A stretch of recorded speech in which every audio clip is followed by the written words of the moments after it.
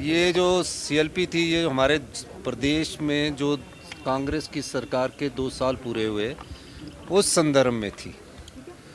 इस सिलसिले में फैसला किया गया कि सभी विधायक अपने अपने क्षेत्रों से, जो दूर के विधायक हैं वो कम लोग लाएं और नज़दीक के ज़्यादा लोग लगाएं। तो तकरीबन अभी 25 से 30,000 के करीब भीड़ इकट्ठी करने की बात सब लोग टारगेट रखा गया है। 17-18 हज़ार तो अभी विधायकों ने कह दिए, बाकी जो हमारे और विधानसभा क्षेत्र है उसमें इस टारगेट को पूरा करने की रखी गई है। भीड़ बहुत ज़्यादा होगी और 2 साल में हमारी सरकार ने जो व्यवस्था परिवर्तन से आत्मनिर्भर हिमाचल की दिशा में कदम बढ़ाया है उसकी जानकारी हमने दी। भारतीय जनता पार्टी ने 5 साल में प्रदेश को क्या दिया। 5 साल सत्ता में रही, पुलिस पेपर भर्ती लीक होता था वो दिया युवाओं को। सबॉर्डिनेट सिलेक्शन बोर्ड में गरीब आम परिवारों के बच्चे रोज़गार प्राप्त करने जाते थे, वहाँ पेपर लीक होता था, वो भारतीय जनता पार्टी ने इस सरकार को दहेज में दिए।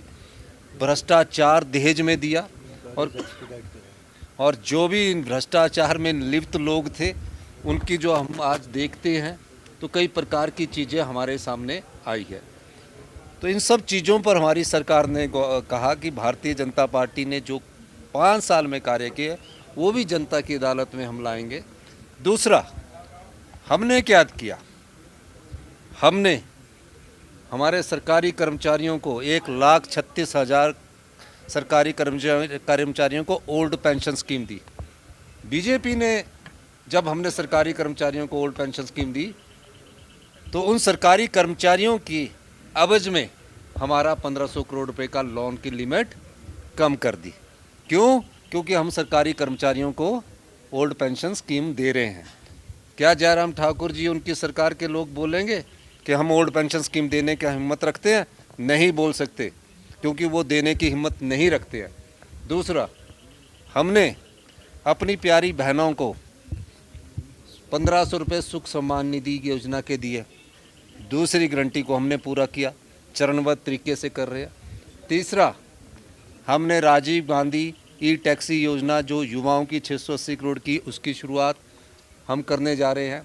इंदिरा गांधी सुख शिक्षा योजना की शुरुआत, जिसमें 23,000 बच्चे विधवाओं के जिनकी आय 3 लाख रुपए से कम है उनको पढ़ाई का पूरा खर्चा देंगे और पीजी के 3,000 रुपये भी देंगे। हमारी सरकार ने 2 साल में ये दिया।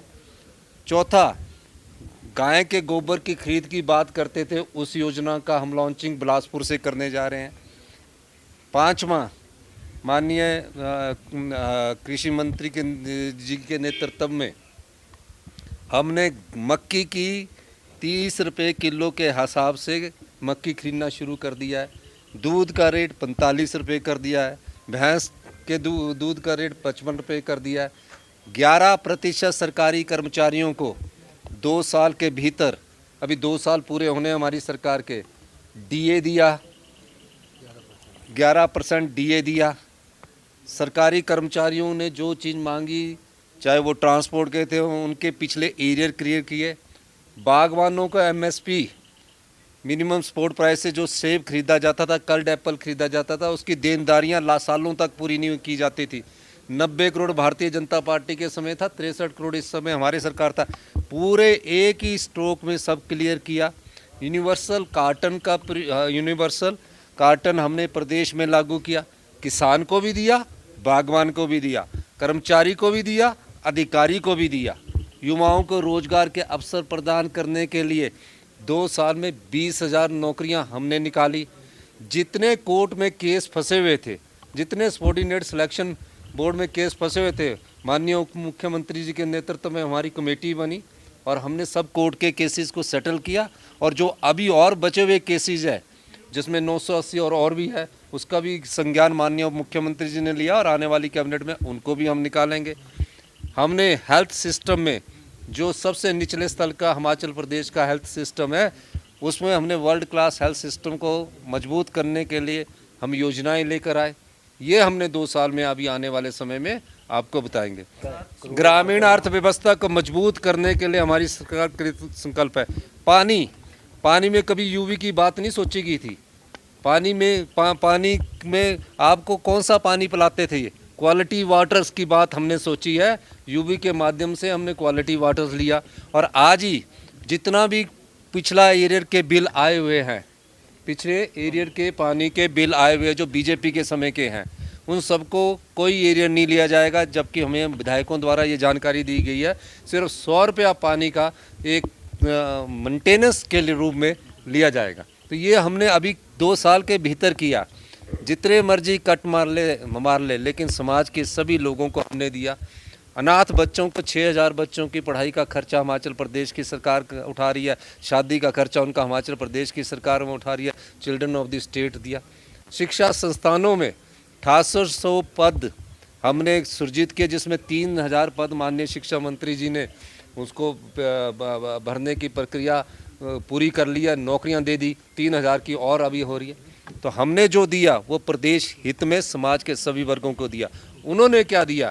अपने लोगों के हित में दिया, जिसकी जानकारी हम आप जल्दी आपके सामने वो एग्जॉस्ट हो गई है। तो एक तरफ तो बीजेपी बोलती है कि 25,000 करोड़ का लोन लिया, तो अपने एफएम से पूछ लेना चाहिए कि हमारी लोन की जो लिमिट है वो 6200 करोड़ है। तो अभी एक दूसरा साल पूरा होना ना 31 मार्च को, तो उनसे पूछना चाहिए 25,000 करोड़ का जो आंकड़ा बोलते हैं, या तो पढ़ते नहीं है या फाइनेंस उनको झूठ बोलने का ट्रेनिंग दे रखी है। कहाँ से 25,000 करोड़ रुपए का लोन ले लिया? पेंशन का भुगतान कैसे होगा सर? पेंशन होगी, भुगतान हो गया आज।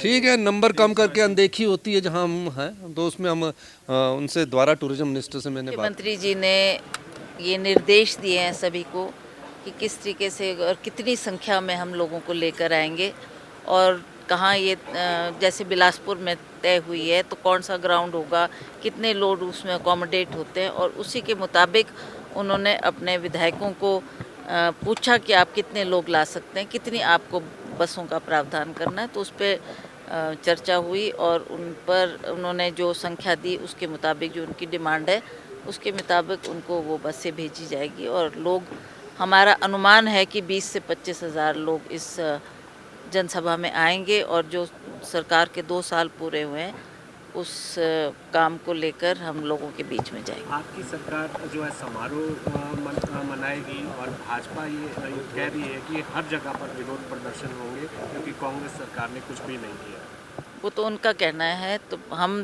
कह रहे हैं कि हमने जो किया है वो उस दिन हम लोगों के सामने बात करेंगे ना, लोगों को बताएंगे कि 2 साल की हमारी उपलब्धि क्या है, हर एक विभाग में हमने 2 साल में क्या काम किया है, क्या हम उन बातों को लेकर जनता के बीच में जाकर उसका बखान करेंगे।